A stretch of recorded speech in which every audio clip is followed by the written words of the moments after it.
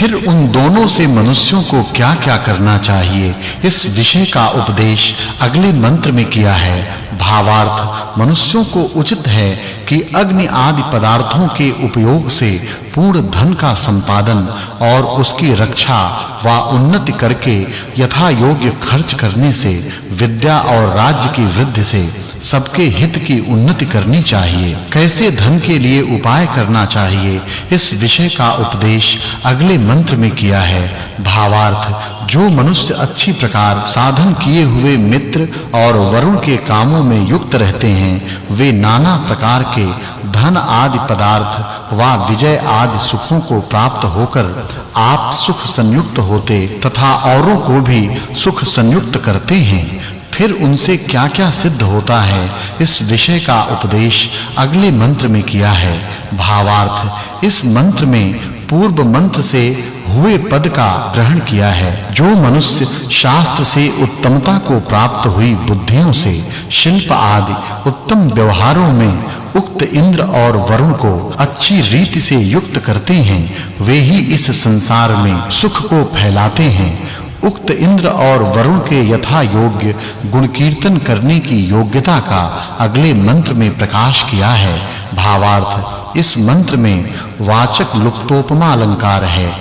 मनुष्य को जिस पदार्थ के जैसे गुण हैं, उनको वैसे ही जानकर और उनसे सदैव उपकार ग्रहण करना चाहिए, इस प्रकार ईश्वर का उपदेश है। पूर्वोक्त 16वें सूक्त के अनुयोगी मित्र और वरुण के अर्थ का इस सूक्त में प्रतिपादन करने से इस 17वें सूक्त के अर्थ के साथ 16वें सूक्त की अर्थ की संगति करनी चाहिए।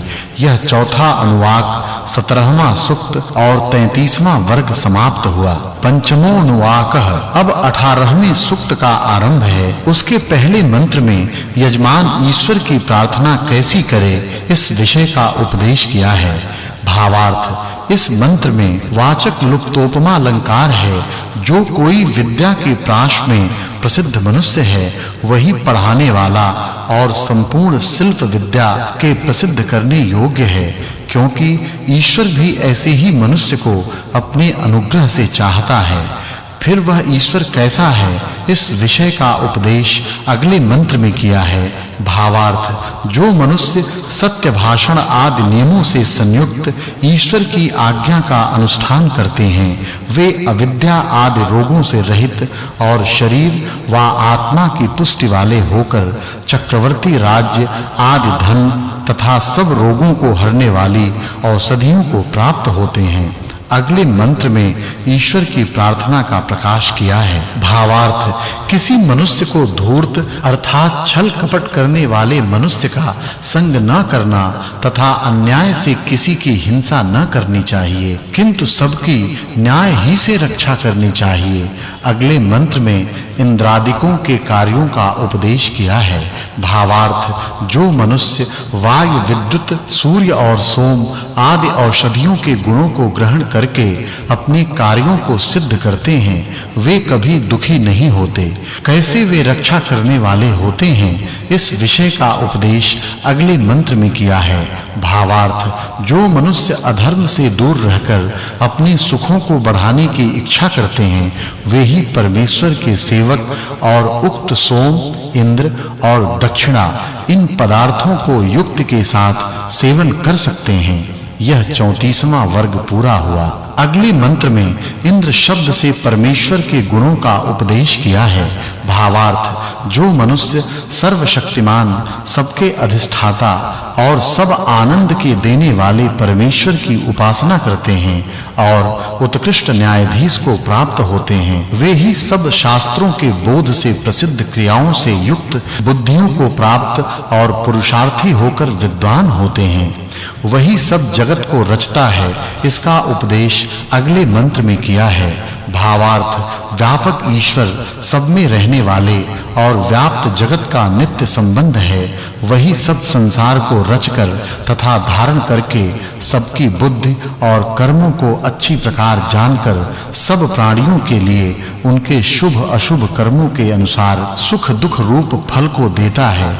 कभी ईश्वर को छोड़ के अपने आप स्वभाव मात्र से सिद्ध होने वाला अर्थात जिसका कोई स्वामी न हो ऐसा संसार नहीं हो सकता, क्योंकि जड़ पदार्थों के अचेतन होने से यथा योग्य नियम के साथ उत्पन्न होने की योग्यता कभी नहीं होती। फिर वह यज्ञ कैसा है, इस विषय का उपदेश अगले मंत्र में किया है। भावार्थ, जिस कारण परमेश्वर सकल संसार को चाहता है, इससे सब पदार्थ परस्पर अपने-अपने संयोग से बढ़ते और ये पदार्थ क्रियामय यज्ञ और शिल्प विद्या में अच्छी प्रकार संयुक्त किए हुए बड़े-बड़े सुखों को उत्पन्न करते हैं। फिर वह यज्ञ कैसा है, इस विषय का उपदेश अगले मंत्र में किया है। भावार्थ, इस मंत्र में उपमा अलंकार है। जैसे मनुष्य सब जगह विस्तृत हुए सूर्यादि के प्रकाश को देखता है, वैसे ही सब जगह व्याप्त ज्ञान प्रकाश रूप परमेश्वर को जानकर सुख के विस्तार को प्राप्त होता है। इस मंत्र से सदसस्पतिम इस पद की अनुवृत्ति जाननी चाहिए। पूर्व 17वें सूक्त के अर्थ के साथ मित्र और वरुण के साथ अनुयोगी बृहस्पति आदि अर्थों के प्रतिपादन से इस 18वें सूक्त के अर्थ की संगति चाहिए। यह 18वां सूक्त और 35वां वर्ग पूरा हुआ। अब 19वें सूक्त का आरंभ है। उसके पहले मंत्र में अग्नि के गुणों का उपदेश किया है। भावार्थ, जो यह भौतिक अग्नि और प्रसिद्ध सूर्य विद्युत रूप से पवनों के साथ प्रदीप्त होता है, वह विद्वानों को प्रशंसनीय बुद्धि से हर एक क्रिया सिद्धि व सबकी रक्षा के लिए गुणों के विज्ञान पूर्वक उपदेश करना व सुनना चाहिए। अगले मंत्र में अग्नि शब्द से ईश्वर और भौतिक अग्नि के गुणों का उपदेश किया है। भावार्थ, परमेश्वर की सर्वोत्तमता से उसकी महिमा व कर्म अपार हैं, इससे उनका पार कोई नहीं पा सकता। किंतु जितनी जिसकी बुद्धि व विद्या है, उसके अनुसार समाधि योग युक्त प्राणायाम से, जो कि अंतर्यामी रूप करके वेद और संसार में परमेश्वर ने अपनी रचना स्वरूप व गुण व जितने अग्नि आदि पदार्थ प्रकाशित किए हैं, उतनी ही जान सकता है, अधिक नहीं। अगले मंत्र में अग्नि शब्द से ईश्वर और भौतिक अग्नि के गुणों का उपदेश किया है। भावार्थ, जो विद्वान लोग अग्नि से आकर्षण व प्रकाश द्वारा तथा पवनों की चेष्टा द्वारा धारण किए हुए लोक हैं, उनको जानकर उनसे कार्यों में उपयोग लेना जानते हैं, वे ही अत्यंत सुखी होते हैं। फिर उक्त पवन किस प्रकार के हैं, इस विषय का उपदेश अगले मंत्र में किया है। भावार्थ, जितना बल वर्तमान है, उतना वायु और विद्युत के सकाश से उत्पन्न होता है। ये वायु सब लोकों के धारण करने वाले हैं। इसके संयोग से बिजली व सूर्य आदि लोक प्रकाशित होते तथा धारण भी किए जाते हैं। इससे वायु के गुणों को जानना व उनसे उपकार ग्रहण करने से अनेक प्रकार के कार्य सिद्ध होते हैं। फिर भी उक्त वायु कैसे हैं, इस विषय का उपदेश अगले मंत्र में किया है। भावार्थ, जो यज्ञ के धूम से शोधे हुए पवन हैं, वे अच्छे राज्य के कराने वाले होकर रोग आदि दोषों का नाश करते हैं, और जो अशुद्ध अर्थात दुर्गंध आदि दोषों से भरे हुए हैं, वे सुखों का नाश करते हैं। इससे मनुष्यों को चाहिए कि अग्नि में होम द्वारा वायु की शुद्धि से अनेक प्रकार के सुखों को सिद्ध करें। यह 36वां वर्ग पूरा हुआ। फिर भी उक्त पवन कैसे हैं, इस विषय का उपदेश अगले मंत्र में किया है। भावार्थ, सब लोग परमेश्वर के प्रकाश से प्रकाशवान हैं, परंतु उसके रचे हुए सूर्य लोक की दीप्ति अर्थात प्रकाश से पृथ्वी और चंद्र लोक प्रकाशित होते हैं। उन अच्छे-अच्छे गुणों वालों के साथ रहने वाले अग्नि को सब कार्यों में संयुक्त करना चाहिए। फिर उक्त पवन किन कार्यों के हेतु होते हैं, इस विषय का उपदेश अगले मंत्र में किया है। भावार्थ, वायु के संयोग से ही वर्षा होती और जल के कण व रेणु अर्थात सब पदार्थों के अत्यंत छोटे-छोटे कण पृथ्वी से अंतरिक्ष को जाते तथा वहां से पृथ्वी को आते हैं उनके साथ वा उनके निमित्त से बिजली उत्पन्न होती और बादलों में छिप जाती है ये ही प्रकाश आदि गुणों का विस्तार करते हैं इस विषय का उपदेश अगले मंत्र में किया है भावार्थ इन पवनों की व्याप्ति से सब पदार्थ बढ़कर बल देने वाले होते हैं इससे मनुष्यों को वायु और अग्नि के योग से अनेक प्रकार के कार्यों की सिद्धि करनी चाहिए फिर उनसे क्या सिद्ध करना चाहिए इस विषय का उपदेश अगले मंत्र में किया है भावार्थ विद्वान लोग जिन वायु अग्नि आदि पदार्थों के अनुयोग से सब शिल्प क्रिया रूपी यज्ञ को सिद्ध करते हैं उन्हीं पदार्थों से सब मनुष्यों को सब कार्य सिद्ध करना चाहिए 18वें सूक्त में कहे हुए बृहस्पति आदि पदार्थों के साथ इस सूक्त से जिन अग्नि व वायु का प्रतिपाद है उनकी विद्या की एकता होने से इस 29वें सूक्त की संगति जाननी चाहिए इस अध्याय में अग्नि और वायु आदि पदार्थों की विद्या के उपयोग के लिए प्रतिपादन करता और पवनों के साथ रहने वाले अग्नि का प्रकाश करता हुआ परमेश्वर अध्याय की समाप्ति को प्रकाशित करता है यह प्रथम अष्टक के प्रथम अध्याय 19वां सूक्त और 37वां वर्ग समाप्त हुआ अथ द्वितीयोध्यायः अब दूसरे अध्याय का प्रारंभ है उसके पहले मंत्र में ऋभु की स्तुति का प्रकाश किया है भावार्थ इस मंत्र में पुनर्जन्म का विधान जानना चाहिए मनुष्य जैसे कर्म किया करते हैं वैसे ही जन्म और भोग उनको प्राप्त होते हैं फिर वे विद्वान कैसे हैं इस विषय का उपदेश अगले मंत्र में किया है भावार्थ जो विद्वान पदार्थों के संयोग व वियोग से धारण आकर्षण व वेगादि गुणों को जानकर क्रियाओं के शिल्प व्यवहार आदि यज्ञ को सिद्ध करते हैं वे ही उत्तम ऐश्वर्य को प्राप्त होते हैं वे उक्त विद्वान किससे क्या-क्या सिद्ध करें इस विषय का उपदेश अगले मंत्र में किया है भावार्थ जो मनुष्य अंग उपांग और उपवेदों के साथ वेदों को पढ़कर उनसे प्राप्त हुए विज्ञान से अग्नि आदि पदार्थों के गुणों को जानकर काल यंत्रों से सिद्ध होने वाले विमान आदि रथों में संयुक्त करके उनको किया करते हैं वे कभी दुख और दरिद्रता आदि दोषों को नहीं देखते फिर वे विद्वान कैसे हैं इस विषय का उपदेश अगले मंत्र में किया है भावार्थ जो आलस्य को छोड़े हुए सत्य में प्रीति रखने और सरल बुद्धि वाले मनुष्य हैं वे ही अग्नि और जल आदि पदार्थों से उपकार लेने को समर्थ हो सकते हैं फिर ये किससे क्या करें इस विषय का उपदेश अगले मंत्र में किया है भावार्थ जो विद्वान लोग जब वायु और विद्युत का आलंब लेकर सूर्य की किरणों के समान आग्नेयादि अस्त्र असि आदि शस्त्र और विमान आदि यानों को सिद्ध करते हैं तब वे शत्रुओं को जीत राजा होकर सुखी होते हैं यह पहला वर्ग समाप्त हुआ उक्त कार्य करने में किसका सामर्थ्य होता है इस विषय का उपदेश अगले मंत्र में किया है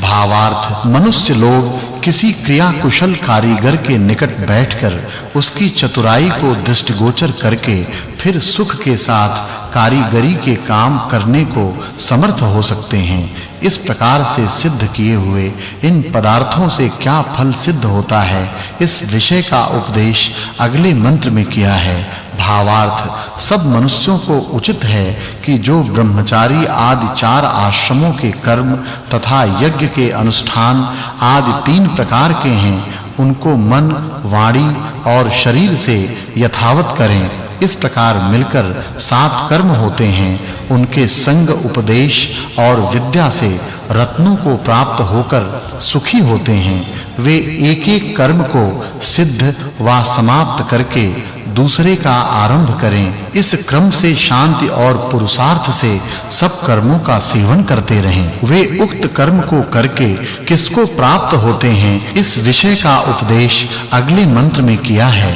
भावार्थ, मनुष्यों को योग्य है कि अच्छे कर्म व विद्वानों की संगति तथा पूर्वोक्त यज्ञ के अनुष्ठान के द्वारा व्यवहार सुख से लेकर मोक्ष पर्यंत सुख की प्राप्ति करनी चाहिए। 19वें सूक्त में कहे हुए पदार्थों से उपकार लेने को बुद्धिमान ही समर्थ होते हैं। इस अभिप्राय से इस 20वें सूक्त के अर्थ का मेल पिछले 19वें सूक्त के साथ जानना चाहिए। यह 20वां सूक्त और दूसरा वर्ग पूरा हुआ। अब 21वें सूक्त का आरंभ है। उसके पहले मंत्र में इंद्र और अग्नि के गुण प्रकाशित किए हैं। भावार्थ, मनुष्यों को वायु और अग्नि के गुण जानने की इच्छा करनी चाहिए, क्योंकि कोई भी मनुष्यों को उपदेश व श्रवण के बिना उपकार लेने को समर्थ नहीं हो सकता। फिर वे कैसे हैं, इस विषय का उपदेश अगले मंत्र में किया है। भावार्थ, कोई भी मनुष्य अभ्यास के बिना वायु और अग्नि के गुणों के बनाने व उनसे उपकार लेने को समर्थ नहीं हो सकता। वे किस उपकार के करने वाले होते हैं, इस विषय का उपदेश अगले मंत्र में किया है। भावार्थ, इस मंत्र में लुप्तोपमा अलंकार है। जब मनुष्य मित्रपन का आश्रय लेकर एक दूसरे के उपकार के लिए विद्या से वायु और अग्नि को कार्य में संयुक्त करके रक्षा के साथ पदार्थ और व्यवहारों की उन्नति करते हैं, तभी वे सुखी होते हैं। फिर वे कैसे हैं, इस विषय का उपदेश अगले मंत्र में किया है। भावार्थ, मनुष्य को जिस कारण ये दृष्टिगोचर हुए तीव्र वेग आदि गुण वाले वायु और अग्नि शिल्प क्रिया युक्त व्यवहार में संपूर्ण कार्यों के उपयोगी होते हैं, इससे इनको विद्या की सिद्धि के लिए कार्यों में संयुक्त करना चाहिए। भावार्थ, विद्वानों को योग्य है कि जो सब पदार्थों के स्वरूप व गुणों से अधिक वायु और अग्नि हैं, उनको अच्छी प्रकार जानकर क्रिया व्यवहार में संयुक्त करें, तो वे दुखों को निवारण करके अनेक प्रकार की रक्षा करने वाले होते हैं। फिर वे किस प्रकार के हैं, इस विषय का उपदेश अगले मंत्र में किया है। भावार्थ, जो नित्य पदार्थ हैं, उनके गुण भी नित्य हैं। जो शरीर में व बाहर रहने वाले प्राण वायु तथा बिजली हैं, वे अच्छी प्रकार सेवन किए हुए चेतनता कराने वाले होकर सुख देने वाले होते हैं। 20वें सूक्त में कहे हुए बुद्धिमानों की पदार्थ विद्या की सिद्धि के वायु और अग्नि मुख्य हेतु होते हैं। इस अभिप्राय के जानने से पूर्वोक्त 20वें सूक्त अर्थ के साथ इस 21वें सूक्त के अर्थ का मेल जानना चाहिए। यह 21वां सूक्त और तीसरा वर्ग समाप्त हुआ। अब 22वें सूक्त का आरंभ है।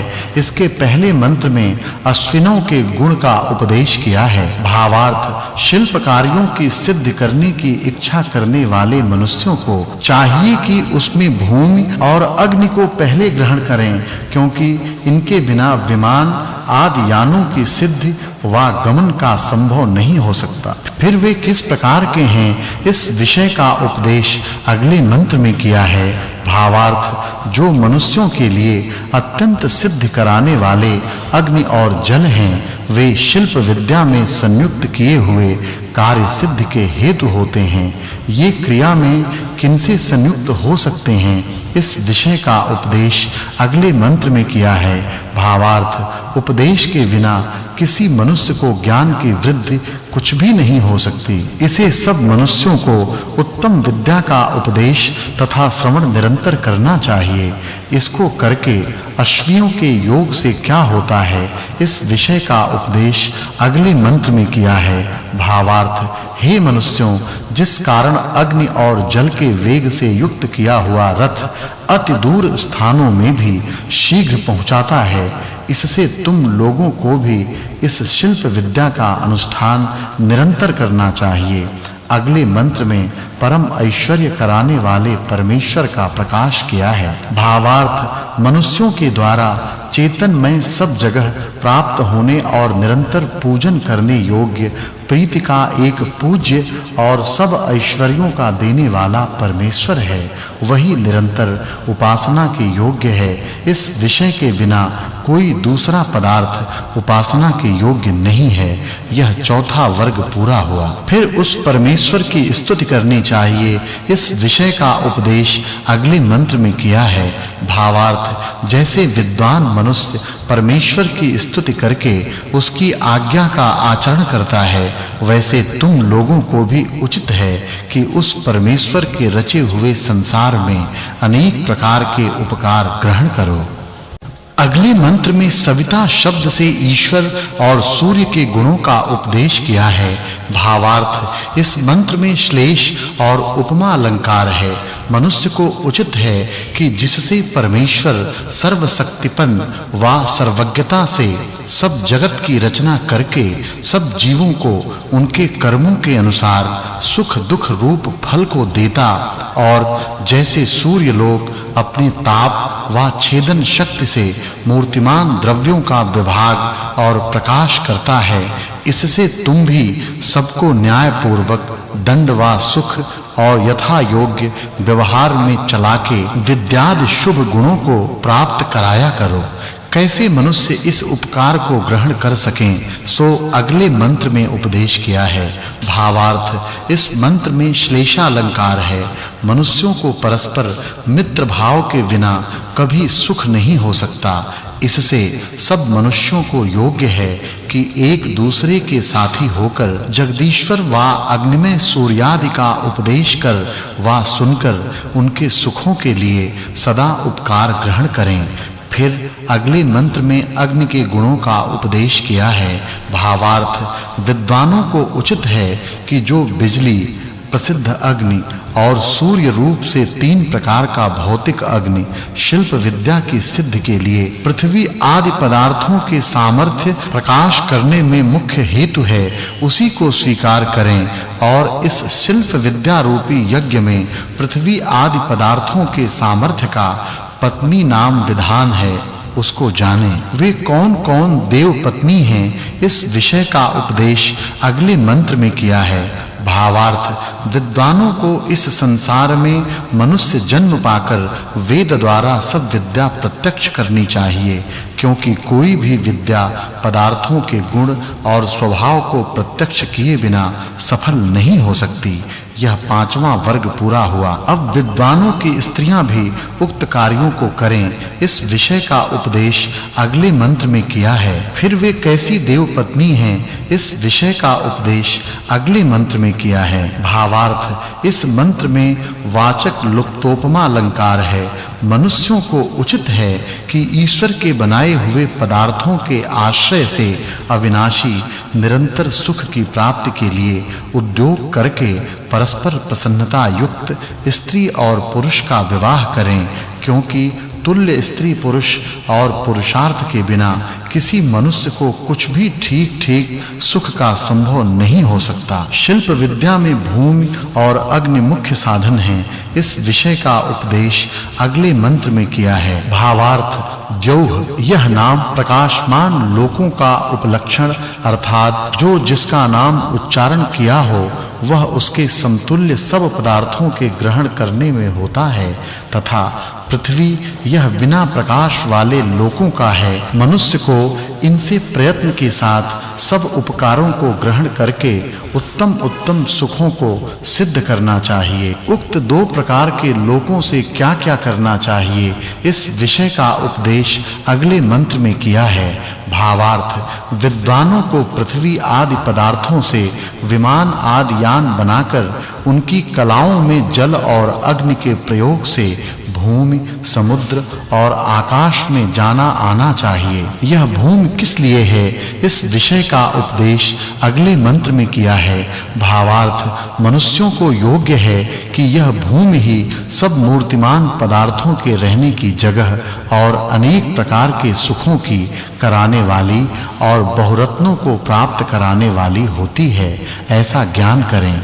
यह खष्ट वर्ग समाप्त हुआ। अब पृथ्वी आदि पदार्थों का रचने और धारण करने वाला कौन है, इस विषय का उपदेश अगले मंत्र में किया है। भावार्थ, विद्वानों के उपदेश के बिना किसी मनुष्य को यथावत सृष्टि विद्या का बोध कभी नहीं हो सकता। ईश्वर के उत्पादन करने के बिना किसी पदार्थ का साकार होना नहीं बन सकता और इन दोनों कारणों के जाने बिना कोई मनुष्य पदार्थों के उपकार लेने को समर्थ नहीं हो सकता। ईश्वर ने इस संसार को कितने प्रकार का रचा है, इस विषय का उपदेश अगले मंत्र में किया है। भावार्थ, परमेश्वर ने इस संसार में 3 प्रकार का जगत रचा है, अर्थात एक पृथ्वी रूप, दूसरा अंतरिक्ष आकाश में रहने वाला त्रसरेणु रूप और तीसरा प्रकाशमय सूर्य आदि लोक 3 आधार रूप हैं। इनमें से आकाश में वायु के आधार से रहने वाला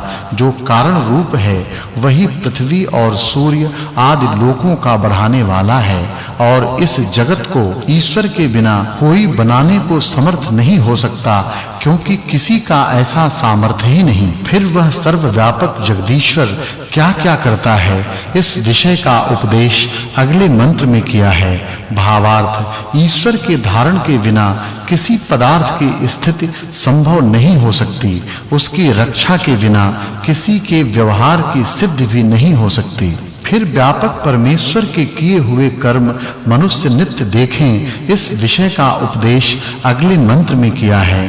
भावार्थ, क्योंकि सबके मित्र जगदीश्वर ने पृथ्वी आदि लोक तथा जीवों के साधन सहित शरीर रचे हैं, इसी से सब प्राणी अपने-अपने कार्यों के करने को समर्थ होते हैं। वह ब्रह्म कैसा है, इस विषय का उपदेश अगले मंत्र में किया है। भावार्थ, इस मंत्र में उपमा अलंकार है। जैसे प्राणी सूर्य के प्रकाश में शुद्ध नेत्रों से मूर्तिमान पदार्थों को देखते हैं, वैसे ही विद्वान लोग निर्मल विज्ञान से विद्या व श्रेष्ठ विचार युक्त शुद्ध अपने आत्मा में जगदीश्वर को सब आनंदों से युक्त और प्राप्त होने योग्य मोक्ष पद को देखकर प्राप्त होते हैं। इसी की प्राप्ति के बिना कोई मनुष्य सब सुखों को प्राप्त होने में समर्थ नहीं हो सकता। इससे इसकी प्राप्ति के निमित्त सब मनुष्यों को निरंतर यत्न करना चाहिए। कैसे मनुष्य उक्त पद को प्राप्त होने योग्य है,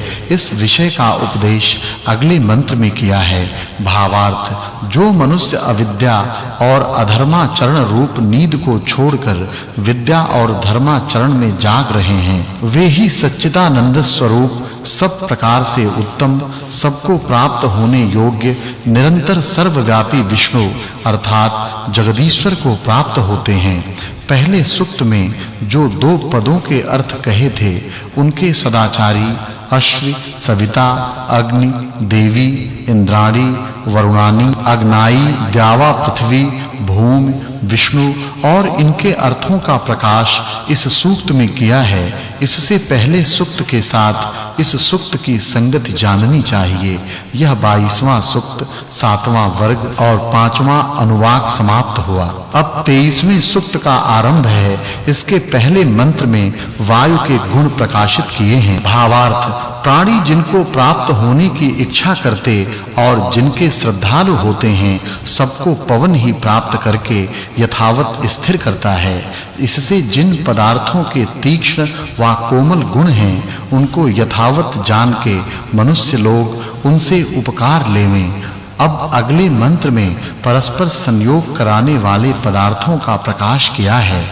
भावार्थ, जो अग्नि पवन और जो वायु अग्नि से प्रकाशित होता है, ये दोनों परस्पर आकांक्षा युक्त अर्थात सहायकारी हैं। जिनसे सूर्य प्रकाशित होता है, मनुष्य लोग जिनको साध और युक्ति के साथ नित्य क्रिया कुशलता में संप्रयोग करते हैं, जिनके सिद्ध करने से मनुष्य बहुत से सुखों को प्राप्त होते हैं, उनको जानने की इच्छा क्यों न करनी चाहिए?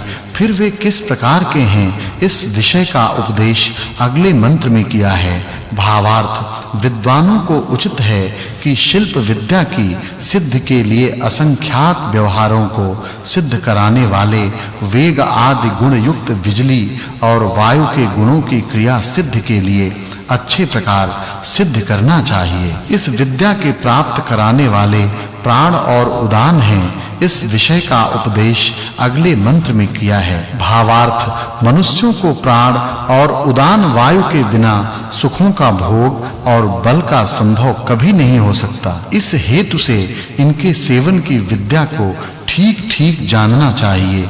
फिर वे किस प्रकार के हैं, इस विषय का उपदेश अगले मंत्र में किया है। भावार्थ न सूर्य और वायु के बिना जल और ज्योति अर्थात प्रकाश की योग्यता, न ईश्वर के उत्पादन किए बिना सूर्य और वायु की उत्पत्ति का संभव है, और न इनके बिना मनुष्यों के व्यवहारों की सिद्धि हो सकती है। यह अष्टम वर्ग समाप्त हुआ। फिर वे क्या-क्या करते हैं, इस विषय का उपदेश अगले मंत्र में किया है। भावार्थ इस मंत्र में वाचक् लुप्तोपमा अलंकार है, क्योंकि उक्त वायु और सूर्य का आश्रय करके सब पदार्थों की रक्षा आदि व्यवहार सिद्ध होते हैं। इसलिए विद्वान लोग भी इनसे बहुत कार्यों को सिद्ध करके उत्तम धनों को प्राप्त होते हैं। अब अगले मंत्र में वायु के सहचारी इंद्र के गुण उपदेश किए हैं। भावार्थ इस मंत्र में वाचक् लुप्तोपमा अलंकार है। मनुष्य को योग्य है कि सहायकारी पवन के बिना अग्नि कभी प्रज्वलित होने को समर्थ, और उक्त प्रकार बिजली रूप अग्नि के बिना किसी पदार्थ की बढ़ती का संभव नहीं हो सकता, ऐसा जाने। अब पवनों के समूह किस प्रकार के हैं, इस विषय का उपदेश अगले मंत्र में किया है। भावार्थ कोई भी मनुष्य जिन पवनों के बिना कहना, सुनना और पुष्ट होनादि व्यवहारों को प्राप्त होने को समर्थ नहीं हो सकता, जिनके मध्य में सूर्य लोक सबसे बड़ा विद्यमान है, जो इसके प्रदीपन करने वाले हैं, जो यह सूर्य लोक अग्नि स्वरूप ही है, जिन और जिस बिजली के बिना कोई भी प्राणी अपनी वाणी के व्यवहार करने को भी समर्थ नहीं हो सकता, इत्यादि इन सब पदार्थों की विद्या को जान के मनुष्य को सदा सुखी होना चाहिए। फिर वे किस प्रकार के हैं, इस विषय का उपदेश अगले मंत्र में किया है। भावार्थ हम लोग ठीक पुरुषार्थ और ईश्वर की उपासना करके विद्वानों की प्रार्थना करते हैं कि जिससे हम लोगों को जो पवन, सूर्य की किरण व बिजली के साथ मेघमंडल में रहने वाले जल को छिन्न-भिन्न और वर्षा करके और फिर पृथ्वी के जल समूह को उठाकर ऊपर को प्राप्त करते हैं, उनकी विद्या मनुष्यों को प्रयत्न से अवश्य जाननी चाहिए। भावार्थ जिससे यह वायु आकाश से ही उत्पन्न, आकाश में आने जाने और तेजस्वी भाव वाले हैं, इससे विद्वान लोग कार्य के अर्थ से इनको स्वीकार करते हैं। यह नवम वर्ग समाप्त हुआ। अब अगले मंत्र में पवन और बिजली के गुण उपदेश किए हैं। भावार्थ इस मंत्र में उपमा अलंकार है। हे मनुष्यों, जैसे विद्वान लोग शूरवीरों की सेना से शत्रुओं की विजय व पवनों से घिसने से बिजली के यंत्र को चलाकर दूरस्थ देशों को जा व आग्नेयादि अस्त्रों की सिद्धि को करके सुखों को प्राप्त होते हैं, वैसे ही तुमको भी विज्ञान व पुरुषार्थ करके इनसे व्यवहारिक और पारमार्थिक सुखों को निरंतर बढ़ाना चाहिए। फिर वे पवन किस प्रकार के हैं, इस विषय का उपदेश अगले मंत्र में किया है। भावार्थ मनुष्य जब पहले वायु, फिर बिजली, उसके अनंतर जल, पृथ्वी और औषधि की विद्या को जानते हैं, तब अच्छे प्रकार सुखों को प्राप्त होते हैं। अब अगले मंत्र में सूर्य लोक के गुण प्रकाशित किए हैं। भावार्थ इस मंत्र में उपमा अलंकार है। जैसे पशुओं को पालने वाले अनेक काम करके गो आदि पशुओं को पुष्ट करके उनके दुग्ध आदि पदार्थों से मनुष्यों को सुखी करते हैं, वैसे ही यह सूर्य लोक चित्र विचित्र लोकों से युक्त आकाश व आकाश में रहने वाले पदार्थों को अपनी किरण व आकर्षण शक्ति से पुष्ट करके प्रकाशित करता है। अब अगले मंत्र में पूषण शब्द से ईश्वर की सर्वज्ञता का प्रकाश किया है। भावार्थ जिस कारण जगत का रचने वाला ईश्वर सबको पुष्ट करनहार हृदयस्थ प्राण और जीव को जानता है, इससे सबका जानने वाला है। फिर अगले मंत्र में उस ईश्वर के ही गुणों का उपदेश किया है। भावार्थ, इस मंत्र में उपमा अलंकार है। जैसे सूर्य व खेती करने वाला किरण व हल आदि से बारंबार भूमि को आकर्षित व खन, बो और धान्य आदि की प्राप्ति कर सचिक्कन कर पदार्थों के सेवन के साथ वसंत आदि 6 ऋतुओं को सुखों से संयुक्त करता है, वैसे ही ईश्वर भी सत्य के सब जीवों को कर्मों के अनुसार रस को उत्पन्न व ऋतुओं के विभाग से उक्त ऋतुओं को सुख देने वाली करता है। यह 10वां वर्ग समाप्त हुआ। अब अगले मंत्र में जल के गुण प्रकाशित किए हैं। भावार्थ, इस मंत्र में लुप्तोपमा अलंकार है। जैसे बंधुजन अपने भाई को अच्छे प्रकार पुष्ट करके सुख करते हैं, वैसे ये जल ऊपर नीचे आते जाते हुए मित्र के समान प्राणियों के सुखों का संपादन करते हैं और इनके बिना प्राणी व अप्राणी की उन्नति नहीं हो सकती। इससे ये रस की उत्पत्ति के द्वारा सब प्राणियों का माता-पिता के तुल्य पालन करते हैं। फिर वे जल से कैसे हैं, इस विषय का उपदेश अगले मंत्र में किया है। भावार्थ, जो जल पृथ्वी आदि मूर्तिमान पदार्थों से सूर्य की किरणों के द्वारा छिन्न-भिन्न अर्थात कण-कण होता हुआ सूर्य के सामने ऊपर को जाता है, वही ऊपर से वृष्टि के द्वारा गिरा हुआ पान आदि व्यवहार व विमान आदि यानों में अच्छे प्रकार संयुक्त किया हुआ सुख बढ़ाता है। भावार्थ, सूर्य की किरणें जितना जल छिन्न-भिन्न अर्थात कण-कण कर वायु के संयोग से खींचती हैं, उतना ही वहां से निवृत्त होकर भूमि और औषधियों को प्राप्त होता है। विद्वान लोगों को वह जल पान, स्नान और शिल्प कार्य आदि में संयुक्त कर नाना प्रकार के सुख संपादन करने चाहिए। भावार्थ, हे मनुष्यों, तुम अमृत रूपी रस व औषधि वाले जलों से शिल्प और वैद्यक शास्त्र की विद्या से उनके गुणों को जानकर कार्य सिद्धि व सब रोगों की निवृत्ति नित्य करो। भावार्थ, इस मंत्र में वाचक् लुप्तोपमा अलंकार है। जैसे सब पदार्थ अपने गुणों से अपने-अपने स्वभावों और उनमें औषधियों की पुष्टि कराने वाला चंद्रमा और जो औषधियों में मुख्य सोमलता है, ये दोनों जल के निमित्त और ग्रहण करने योग्य सब औषधियों का प्रकाश करते हैं, वैसे सब औषधियों के हेतु जल अपने अंतर्गत समस्त सुखों का हेतु मेघ का प्रकाश और जो जलों में औषधियों का निमित्त और जो जल में अग्नि का निमित्त है, ऐसा जानना चाहिए। प्रथम अष्टक दूसरा अध्याय 11वां सर्ग समाप्त। भावार्थ, प्राणों के बिना कोई प्राणी व वृक्ष आदि पदार्थ बहुत काल शरीर धारण करने को समर्थ नहीं हो सकते।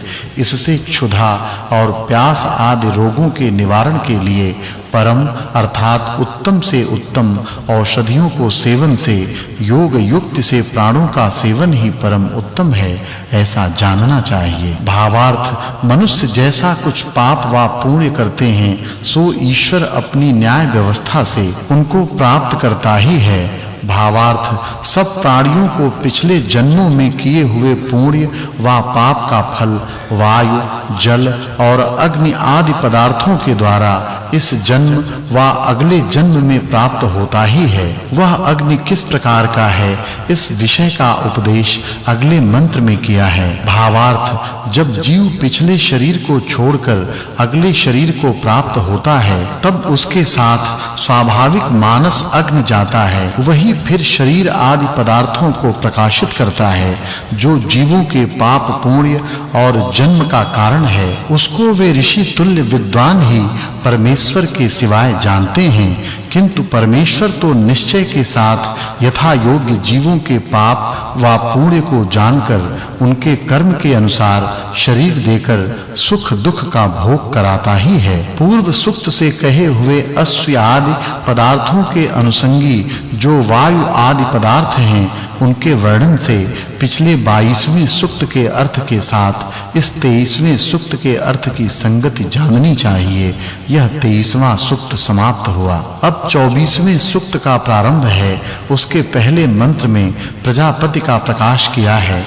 भावार्थ इस मंत्र में प्रश्न का विषय है कौन ऐसा पदार्थ है जो सनातन अर्थात अविनाशी पदार्थों में भी सनातन अविनाशी है कि जिसका अत्यंत उत्कर्ष युक्त नाम का स्मरण करें वा जाने और कौन देव हम लोगों के लिए किस-किस हेतु से एक जन्म से दूसरे जन्म का संपादन करता और अमृत व आनंद के कराने वाली मुक्ति को प्राप्त कराकर भी फिर हम लोगों को माता-पिता से दूसरे जन्म में शरीर को धारण कराता है। इन प्रश्नों के उत्तर अगले मंत्र में प्रकाशित किए हैं। भावार्थ हे मनुष्यों, हम लोग जिस अनादि स्वरूप सदा अमर रहने व जो हम सब लोगों के किए हुए पाप और पुण्यों के अनुसार यथा योग्य सुख दुख फल देने वाले जगदीश्वर देव को निश्चय करते और जिनकी न्याय युक्त व्यवस्था से पुनः जन्म को प्राप्त होते हैं,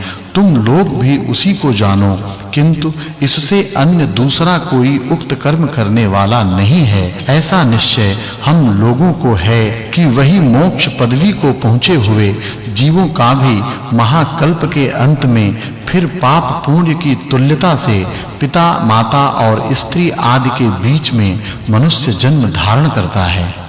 फिर वह जगदीश्वर कैसा है, इस विषय का उपदेश अगले मंत्र में किया है। भावार्थ मनुष्यों द्वारा जो सबका प्रकाशक सकल जगत को उत्पन्न व सबकी रक्षा करने वाले जगदीश्वर हैं, वही सब समय में उपासना करने योग्य हैं, क्योंकि इसको छोड़ के अन्य किसी की उपासना करके ईश्वर की उपासना का फल चाहे तो कभी नहीं हो सकता। इससे इसकी उपासना के विषय में कोई भी मनुष्य किसी दूसरे पदार्थ का स्थान कभी न करे। फिर भी अगले मंत्र में परमेश्वर ने अपना ही प्रकाश किया है। भावार्थ यहाँ वाचक् लुप्तोपमा अलंकार है। जैसे मैं ईश्वर सबके निंदक मनुष्य के लिए दुख और स्तुति करने वाले के लिए सुख देता हूँ, वैसे तुम भी सदा किया करो। फिर अगले मंत्र में परमेश्वर ही का प्रकाश किया है।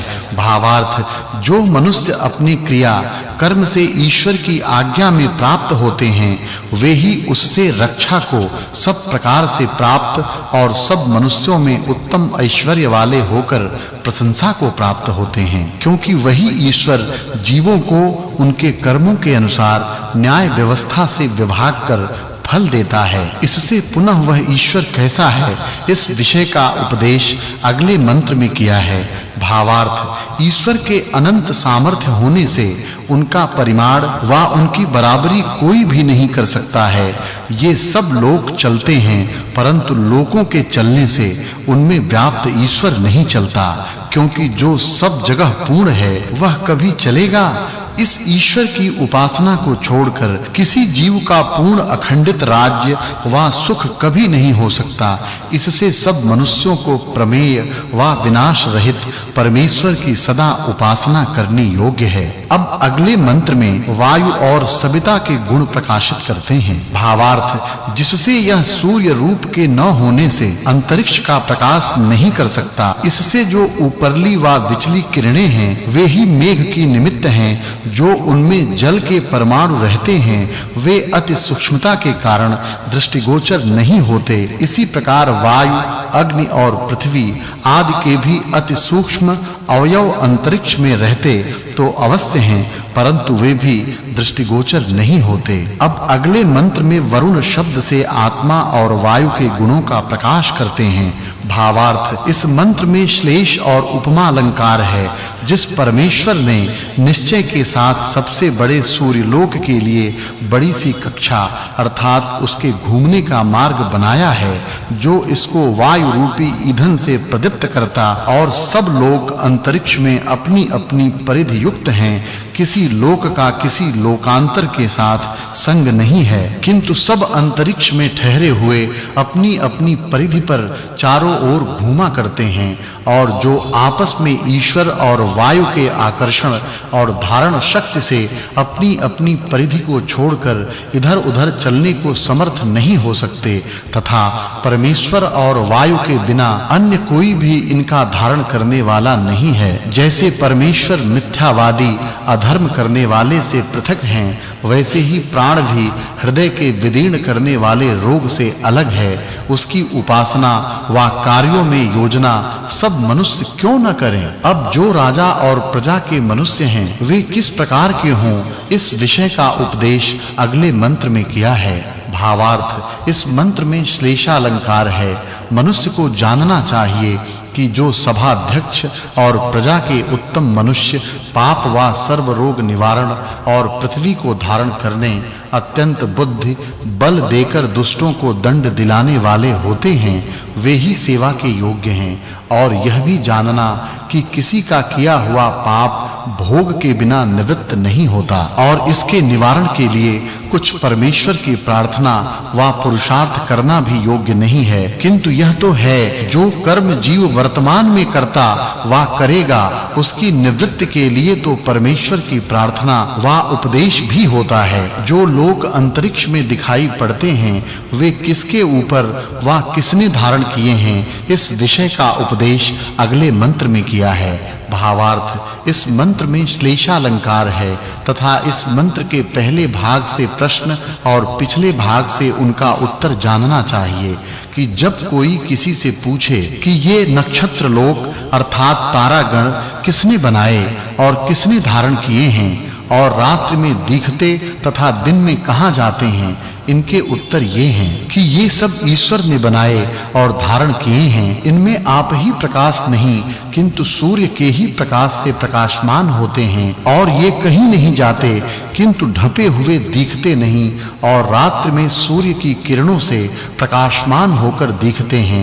ये सब धन्यवाद देने योग्य ईश्वर के ही कर्म हैं। ऐसा सब सज्जनों को जानना चाहिए। फिर वह वरुण कैसा है, इस विषय का उपदेश अगले मंत्र में किया है। भावार्थ, इस मंत्र में श्लेषालंकार है। मनुष्य को वेदोक्त रीति से परमेश्वर और सूर्य को जानकर सुखों को प्राप्त होना चाहिए और किसी मनुष्य को परमेश्वर व सूर्य विद्या का अनादर न करना चाहिए।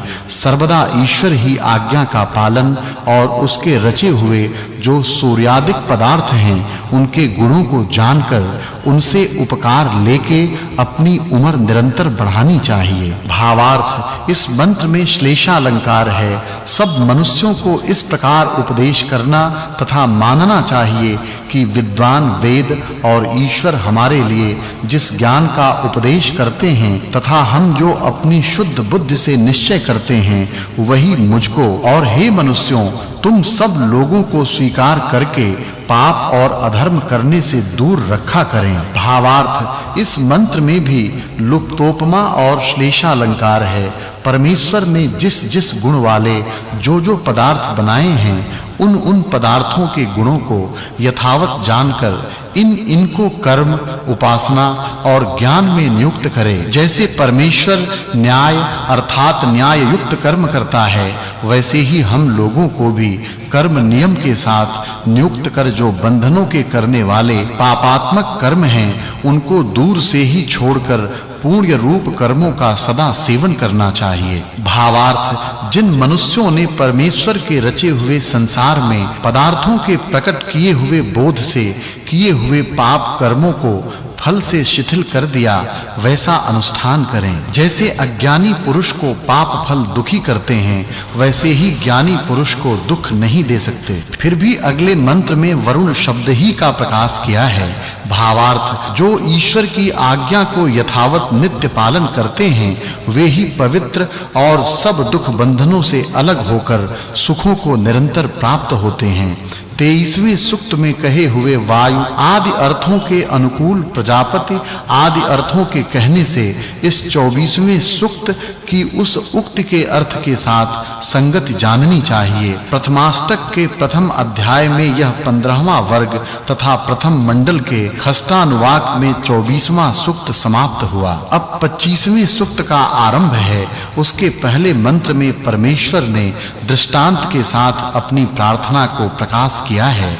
भावार्थ इस मंत्र में उपमा अलंकार है। हे भगवान जगदीश्वर, जैसे पिता आदि विद्वान और राजा छोटे-छोटे अल्प बुद्धि उन्मत्त बालकों पर करुणा, न्याय और शिक्षा करते हैं, वैसे ही आप भी प्रतिदिन हमारे ऊपर न्याय, करुणा और शिक्षा करने वाले हैं।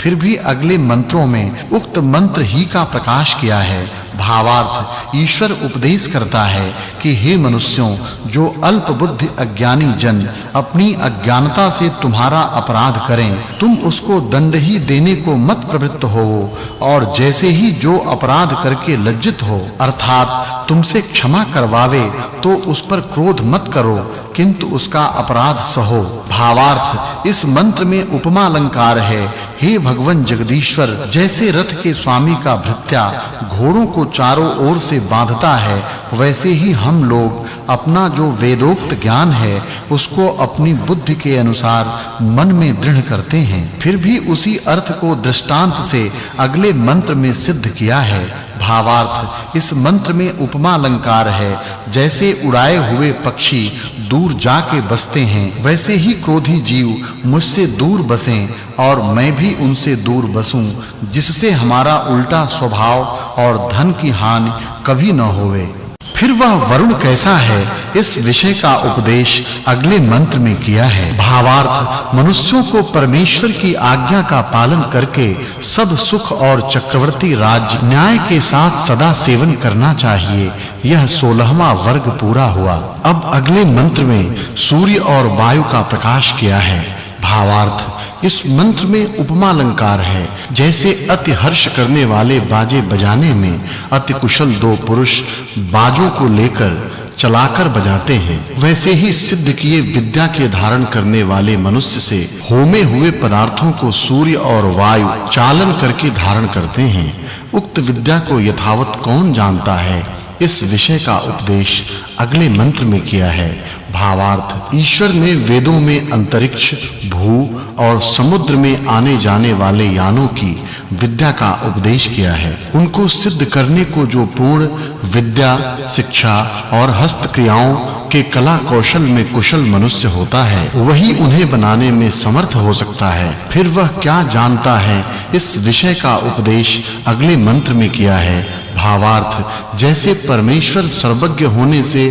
सब लोक व काल की अवस्था को जानता है, वैसे मनुष्यों को सब लोक तथा काल के महिमा की व्यवस्था को जानकर एक क्षण भी व्यर्थ नहीं खोना चाहिए। भावार्थ जो मनुष्य अग्नि पदार्थों में परिमाण व गुणों से बड़ा सब मूर्त पदार्थों का धारण करने वाला वायु है, उसका कारण अर्थात उत्पत्ति और जाने आने के मार्ग, और जो उसमें स्थूल व सूक्ष्म पदार्थ ठहरे हैं, उनको भी यथार्थता से जान इनसे अनेक कार्य सिद्ध कर करा के सब प्रयोजनों को सिद्ध कर लेता है, वह विद्वानों में गणनीय विद्वान होता है। जो मनुष्य इस वायु को ठीक-ठीक जानता है, वह किसको प्राप्त होता है, इस विषय का उपदेश अगले मंत्र में किया है। भावार्थ इस मंत्र में वाचक् लुप्तोपमा अलंकार है।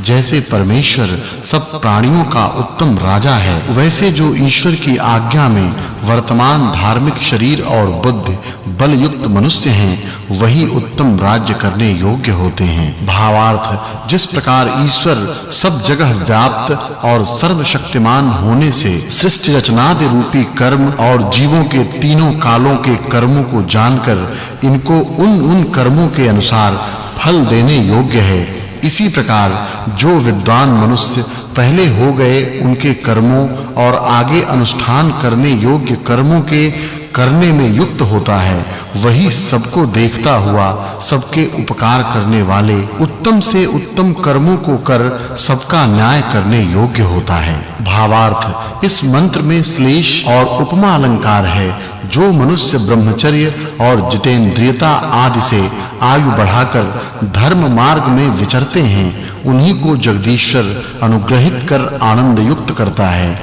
जैसे प्राण और सूर्य अपने बल और तेज से ऊंचे नीचे स्थानों को प्रकाशित कर प्राणियों को सुख के मार्ग से युक्त करके उचित समय पर दिन रात आदि सब काल विभागों को अच्छे प्रकार सिद्ध करते हैं, वैसे ही अपने आत्मा, शरीर और सेना के बल से न्यायाधीश मनुष्य धर्म युक्त छोटे, मध्यम और बड़े कर्मों के प्रचार से अधर्म युक्त को छुड़ा उत्तम और नीच मनुष्यों का विभाग सदा किया करते हैं। फिर वह वरुण किस प्रकार का है, इस विषय का उपदेश अगले मंत्र में किया है। भावार्थ, इस मंत्र में श्लेषालंकार है। जैसे वायु बल का करणहारा होने से सब अग्नि आदि स्थूल और सूक्ष्म पदार्थों को धर के आकाश में गमन और आगमन करता हुआ चलता, और जैसे सूर्य लोक भी स्वयं प्रकाश रूप होने से रात्रि को निवारण कर अपने प्रकाश से सबको प्रकाशता है, वैसे विद्वान लोग भी विद्या और उत्तम शिक्षा के बल से सब मनुष्यों को धारण कर धर्म में चलकर अन्य सब मनुष्यों को चलाया करें। भावार्थ, इस मंत्र में श्लेषालंकार है। जो हिंसक, परद्रोही, अभिमान युक्त जन हैं, वे अज्ञानपन से परमेश्वर व विद्वानों के गुणों को जानकर उनसे उपकार लेने को समर्थ नहीं हो सकते। इसलिए सब मनुष्यों को योग्य है कि उनके गुण, कर्म और स्वभाव का सदैव ग्रहण करें। भावार्थ, जिस सृष्टि करने वाले अंतर्यामी जगदीश्वर ने परोपकार व जीवों को उनके कर्म के अनुसार भोग कराने के लिए संपूर्ण जगत कल्प-कल्प में रचा है, जिसकी सृष्टि में पदार्थों के बाहर भीतर चलने वाला वायु सब कर्मों का हेतु है, और विद्वान लोग विद्या का प्रकाश और अविद्या का हनन करने वाले प्रयत्न कर रहे हैं। इसलिए इस परमेश्वर के धन्यवाद के योग्य कर्म सब मनुष्यों को जानने चाहिए। भावार्थ, इस मंत्र में उपमा अलंकार है। मनुष्य को ऐसा निश्चय करना चाहिए कि जैसे गौ आदि पशु अपने-अपने वेग के अनुसार दौड़ते हुए चाहे हुए स्थान को पहुंचकर थक जाते हैं, वैसे ही मनुष्य अपनी बुद्धि बल के अनुसार परमेश्वर, वायु और सूर्य आदि पदार्थों के गुणों को जानकर थक जाते हैं। किसी मनुष्य की बुद्धि व शरीर का वेग ऐसा नहीं हो सकता कि जिसका अंत न हो सके। जैसे पक्षी अपने-अपने बल के अनुसार आकाश को जाते हुए आकाश का पार कोई भी नहीं पाता, इसी प्रकार कोई मनुष्य विद्या विषय के अंत होने को समर्थ नहीं हो सकता। मनुष्यों को यथा योग्य विद्या किस प्रकार प्राप्त होनी चाहिए, इस विषय का उपदेश अगले मंत्र में किया है। भावार्थ, इस मंत्र में उपमा अलंकार है। जैसे यज्ञ कराने और करने वाले प्रीति के साथ मिलकर यज्ञ को सिद्ध कर पूर्ण करते हैं, वैसे ही गुरु शिष्य मिलकर सब विद्याओं का प्रकाश करें। सब मनुष्यों को इस बात की चाहना निरंतर रखनी चाहिए कि जिससे हमारी विद्या की वृद्धि प्रतिदिन होती रहे। फिर भी वे क्या-क्या करें, इस विषय का प्रकाश अगले मंत्र में किया है। भावार्थ, जिससे क्षमा आदि गुणों से युक्त मनुष्यों को यह जानना योग्य है कि प्रश्न और उत्तर के व्यवहार किए बिना परमेश्वर को जानने और शिल्प विद्या सिद्ध विमान आदि रथों को कभी बनाने को शक्य नहीं, और जो उनमें उत्तम गुण हैं उनके जानने के लिए सदैव प्रयत्न करना चाहिए। फिर वह कैसा है, इस विषय का उपदेश अगले मंत्र में किया है। भावार्थ, जैसे परमात्मा जो उपासकों द्वारा निश्चय से सत्य भाव और प्रेम के साथ की हुई स्तुतियों को अपने सर्वज्ञपन से यथावत सुनकर उनके अनुकूल स्तुति करने वालों को सुख देता है,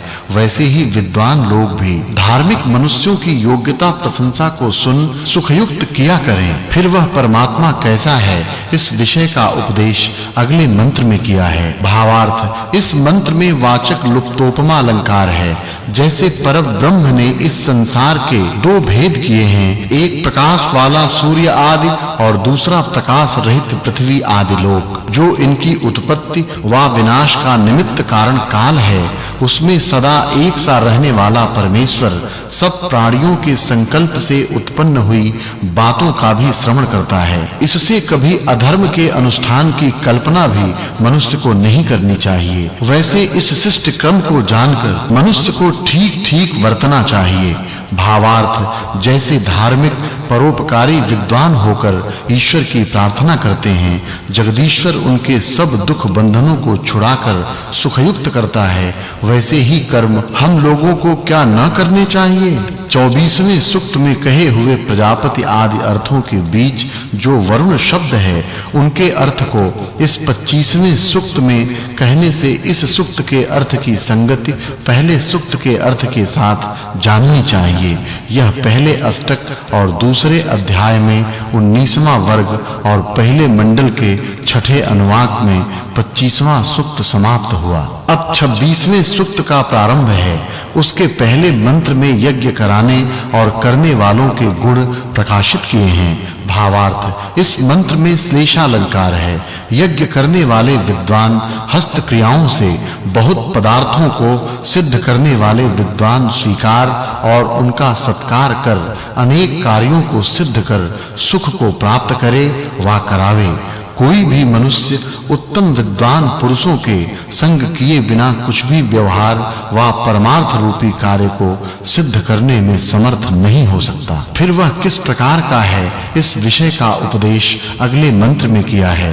भावार्थ इस मंत्र में पूर्व मंत्र से यज इस पद की अनुवृत्ति आती है। मनुष्य को योग्य है कि सज्जन मनुष्यों के संग करना चाहिए। फिर वह किस प्रकार का है, इस विषय का उपदेश अगले मंत्र में किया है। भावार्थ इस मंत्र में वाचक् लुप्तोपमा अलंकार है। जैसे अपने लड़के को सुख संपादक उनकी कृपा करने वाला पिता, स्वमित्रों को सुख देने वाला मित्र और विद्यार्थी को विद्या देने वाला विद्वान अनुकूल वर्तता है, वैसे ही सब मनुष्य सबके लिए अच्छे प्रकार निरंतर यत्न करें, ऐसा ईश्वर का उपदेश है। फिर वे कैसे वर्तें, इस विषय का उपदेश अगले मंत्र में किया है। भावार्थ इस मंत्र में उपमा अलंकार है। जैसे सभ्यता पूर्वक सभा चतुर मनुष्य सभा में वर्ते, वैसे ही सब मनुष्यों को सब दिन वर्तना चाहिए। फिर वह कैसे वर्ते, इस विषय का उपदेश अगले मंत्र में किया है। भावार्थ मनुष्यों को उचित है कि सब मनुष्यों में मित्रता रखकर उत्तम शिक्षा और विद्या को पढ़ सुन और विचार के विद्वान होवे। यह 20वां वर्ग पूरा हुआ। फिर यज्ञ आदि करने कराने वाले हम लोगों को क्या करना चाहिए, इस विषय का उपदेश अगले मंत्र में किया है। भावार्थ यहाँ वाचक् लुप्तोपमा अलंकार है। इस संसार में जितने प्रत्यक्ष व अप्रत्यक्ष पदार्थ हैं, वे सब अनादि अति विस्तार वाले कारण से उत्पन्न हैं, ऐसा जानना चाहिए। फिर हम लोगों को परस्पर किस प्रकार वर्तना चाहिए, इस विषय का उपदेश अगले मंत्र में किया है। भावार्थ जैसे हम लोग सबके साथ मित्र भाव से वर्तते हैं और ये सब लोग हम लोगों के साथ मित्र भाव और प्रीति से वर्तते हैं, वैसे आप लोग भी वर्तें। फिर वे कैसे वर्तें, इस विषय का उपदेश अगले मंत्र में किया है। भावार्थ इस मंत्र में लुप्तोपमा अलंकार है।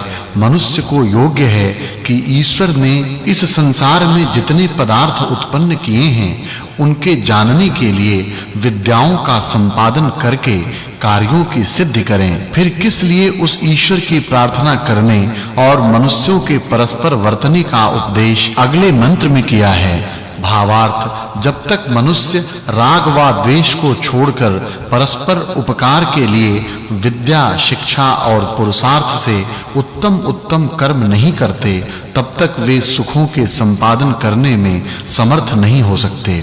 इसलिए सबको योग्य है कि परमेश्वर की आज्ञा में वर्तमान होकर सबका कल्याण करें। फिर वे कैसे वर्तें, इस विषय का उपदेश अगले मंत्र में किया है। भावार्थ इस मंत्र में वाचक् लुप्तोपमा अलंकार है। मनुष्य को योग्य है कि अपने संतानों को निम्नलिखित ज्ञान कार्य में युक्त करें। जो कारण रूप नित्य अग्नि है, उससे ईश्वर की रचना में बिजली आदि कार्य रूप पदार्थ सिद्ध होते हैं। फिर उनसे जो सब जीवों के अन्न को पचाने वाले अग्नि के समान अनेक पदार्थ उत्पन्न होते हैं, उन सब अग्नियों को कारण रूप ही धारण करता है। जितने अग्नि के कार्य हैं वे वायु के निमित्त से ही प्रसिद्ध होते हैं। उन सब कार्यों को संसारी लोग धारण करते हैं। अग्नि और वायु के बिना कभी किसी पदार्थ का धारण नहीं हो सकता इत्यादि। पहले सूक्त में वरुण के अर्थ के अनुषंगी अर्थात सहायक अग्नि शब्द से इस सूक्त में प्रतिपादन करने से पिछले सूक्त के अर्थ के साथ इस 26वें सूक्त के अर्थ की संगति जाननी चाहिए। ये पहले अष्टक के दूसरे अध्याय का 21वां वर्ग तथा पहले मंडल के छठे अनुवाक व 26वां सूक्त समाप्त हुआ। अब 27वें सूक्त का प्रारंभ है। उसके पहले मंत्र में अग्नि का प्रकाश किया है। भावार्थ इस मंत्र में उपमा अलंकार है। जैसे विद्वान स्वविद्या के प्रकाश आदि गुणों से अपने राज्य में अविद्या अंधकार को निवारण कर प्रकाशित होते हैं, वैसे परमेश्वर सर्वज्ञपन आदि से सर्वत्र प्रकाशमान है। अगले मंत्र में संतान के गुण प्रकाशित किए हैं। भावार्थ इस मंत्र में वाचक् लुप्तोपमा अलंकार है। जैसे विद्या सुशिक्षा से धार्मिक सुशील पुत्र अनेक अनुकूल कामों को करके पिता माता आदि के सुखों को नित्य सिद्ध करता है, वैसे ही बहुत गुण वाला यह भौतिक अग्नि विद्या के अनुकूल रीति से संप्रयुक्त किया हुआ हम लोगों के सब सुखों को सिद्ध करता है। फिर वह कैसा है इस विषय का उपदेश अगले मंत्र में किया है। भावार्थ इस मंत्र में श्लेषालंकार है। मनुष्य से उपासना किया हुआ ईश्वर व सम्यक सेवित विद्वान युद्ध में शत्रुओं से रक्षा करने वाला व रक्षा का हेतु होकर शरीर आदि व विमानादि की रक्षा करके हम लोगों के लिए सब आयु देता है। अब अगले मंत्र में अग्नि शब्द से ईश्वर का प्रकाश किया है। भावार्थ हे जगदीश्वर, आपने जैसे ब्रह्मा आदि महर्षि धार्मिक विद्वानों के आत्माओं में वेद द्वारा बोध का प्रकाश कर उनको उत्तम सुख दिया, वैसे ही हम लोगों के आत्माओं में बोध प्रकाशित कीजिए, जिससे हम लोग विद्वान होकर उत्तम धर्म कार्यों को सदा करते रहें। फिर मनुष्यों के प्रति विद्वानों को कैसे वर्तना चाहिए इस विषय का उपदेश अगले मंत्र में किया है। भावार्थ इस प्रकार जिन धार्मिक पुरुषार्थी पुरुषों से सेवन किया हुआ विद्वान सब विद्याओं को प्राप्त करा के उनको सुखयुक्त करे तथा इस जगत में उत्तम मध्यम और निकृष्ट भेद से 3 प्रकार के भोग लोक और मनुष्य हैं, इनको यथा बुद्धि विद्या देता रहे। फिर वह कैसा है इस विषय का उपदेश अगले मंत्र में किया है। भावार्थ इस मंत्र में वाचक् लुप्तोपमा अलंकार है।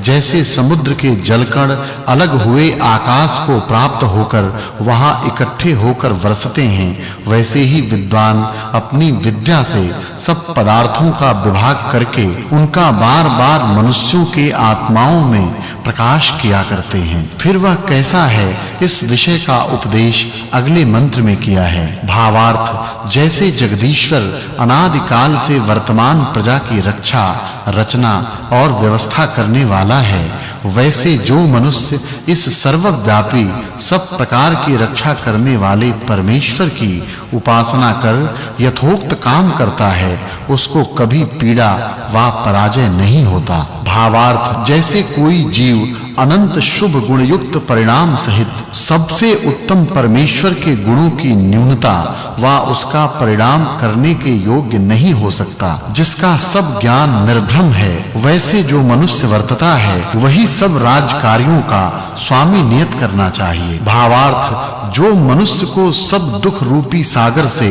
पार करने और युद्ध में विजय देने वाले विद्वान हैं, वही अच्छे विद्वानों के समागम से सेना का अधिपति होने योग्य हैं। भावार्थ इस मंत्र में पूर्णोपमा अलंकार है। युद्ध विद्या के जानने वाले के गुणों को श्रवण किए बिना इसका ज्ञान नहीं होता, और जो प्रजा के सुख के लिए अति तीक्ष्ण स्वभाव वाले शत्रुओं के बल के नाश करन हारे भृत्यों को अच्छी प्रकार शिक्षित करता है, वही प्रजा पाल में योग्य होता है। अब अगले मंत्र में भौतिक अग्नि के गुण प्रकाशित किए हैं। भावार्थ जो सब प्रकार श्रेष्ठ किसी से छिन्न भिन्न करने में नहीं आता, सबका आधार सब आनंद का देने वाला व विज्ञान समूह परमेश्वर ईश्वर है और जिसने महागुण युक्त भौतिक अग्नि रचा है वही उत्तम कर्म व शुद्ध विज्ञान में हम लोगों को सदा प्रेरणा करे।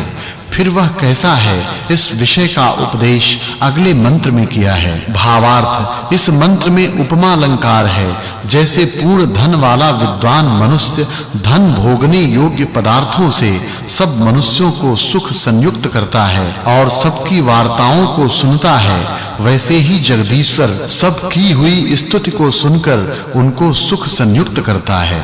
अब अगले मंत्र में सबका अवश्य सत्कार करना है, इस बात का प्रकाश किया है।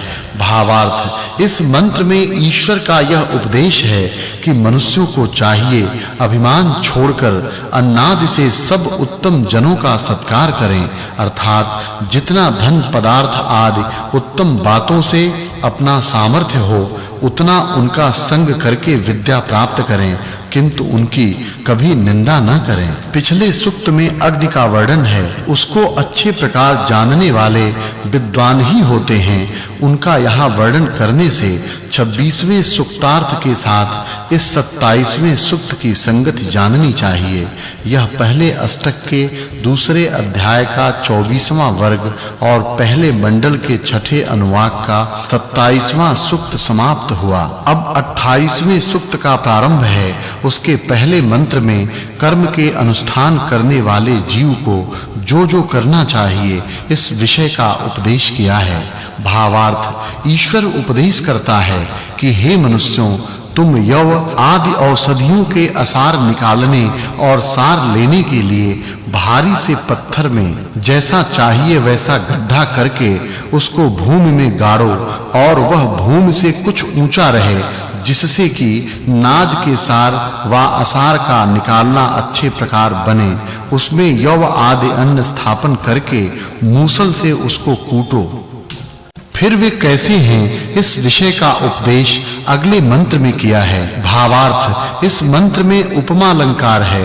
मनुष्यों को योग्य है कि जैसे दोनों जांघों के सहाय से मार्ग का चलाना सिद्ध होता है, वैसे ही एक तो पत्थर की शिला नीचे रखें और दूसरा ऊपर से पीसने के लिए बट्टा, जिसको हाथ में लेकर पदार्थ पीसे जाएं। इनसे औषधि आदि पदार्थों को पीसकर यथावत भक्ष्य आदि पदार्थों को सिद्ध करके खावें। वह भी दूसरा साधन उखली मूसल के समान बनाना चाहिए। अब अगले मंत्र में यह विद्या कैसे ग्रहण करनी चाहिए इस विषय का उपदेश किया है। भावार्थ, जैसे उलूखल विद्या जो भोजनादि के पदार्थ सिद्ध करने वाली है, गृह संबंधी कार्य करने वाली होने से यह विद्या स्त्रियों को नित्य ग्रहण करनी और अन्य स्त्रियों को सिखानी भी चाहिए। जहां पाक सिद्ध किए जाते हों वहां यह सब उलूखल आदि साधन स्थापन करने चाहिए, क्योंकि इनके बिना कूटना पीसना आदि क्रिया सिद्ध नहीं हो सकते। इसी के संबंधी और भी साधन का अगले मंत्र में उपदेश किया है। भावार्थ, इस मंत्र में उपमा अलंकार है। ईश्वर उपदेश करता है कि हे विद्वानों, जैसे सूर्य अपनी किरणों के साथ भूमि को आकर्षण शक्ति से बांधता और जैसे सारथी रश्मियों से घोड़े को नियम में रखता है, वैसे ही मथने, बांधने और चलाने की विद्या से दूध आदि व औषधि आदि पदार्थों से मक्खन आदि पदार्थों को युक्ति के साथ सिद्ध करो। उक्त उलूखल से क्या करना चाहिए इस विषय का उपदेश अगले मंत्र में किया है। भावार्थ, इस मंत्र में उपमा अलंकार है। सब घरों में उलूखल और मूसल का स्थापन चाहिए। जैसे शत्रुओं के जीतने वाले शूरवीर मनुष्य अपने नगरों को बचाकर युद्ध करते हैं, वैसे ही रस चाहने वाले मनुष्यों को उलूखल में यव आदि औषधियों को डालकर मूसल से कूटकर ऊषा आदि को दूर करके सार लेना चाहिए। फिर वह किस लिए ग्रहण करना चाहिए इस विषय का उपदेश अगले मंत्र में किया है। भावार्थ, इस मंत्र में वाचक् लुप्तोपमा अलंकार है। जब पवन सब वनस्पतियों औषधियों को अपने वेग से स्पर्श कर बढ़ाता है, तभी प्राणी उनको उलूखल में स्थापन करके उनका सार से सकते और रस भी पीते हैं। इस वायु के बिना किसी पदार्थ की वृद्धि व पुष्टि संभव नहीं हो सकती। फिर मूसल और उलूखल कैसे हैं हैं इस विषय का उपदेश अगले मंत्र में किया है। भावार्थ इस मंत्र में उपमा अलंकार है। जैसे खाने वाले घोड़े रथ आदि को वहते हैं, वैसे ही मूसल और उखरी से पदार्थों को अलग-अलग करने आदि अनेक कार्यों को सिद्ध करते हैं। फिर वे कैसे करने चाहिए, इस विषय का उपदेश अगले मंत्र में किया है। भावार्थ जैसे पत्थर से मूसल और उखरी होते हैं, वैसे ही काष्ठ, लोहा, पीतल, चांदी, सोना तथा औरों के भी किए जाते हैं। उन उत्तम उलूखल मूसलों से मनुष्य औषध आदि पदार्थों के अभिषव अर्थात रस आदि खींचने के व्यवहार करें। फिर उनसे क्या-क्या सिद्ध करना चाहिए, इस विषय का उपदेश अगले मंत्र में किया है। भावार्थ राजपुरुषों को चाहिए कि दो प्रकार की सेना रखे, अर्थात एक तो सवारों की, दूसरी पैदलों की। उनके लिए उत्तम रस और शस्त्र आदि सामग्री इकट्ठी करें।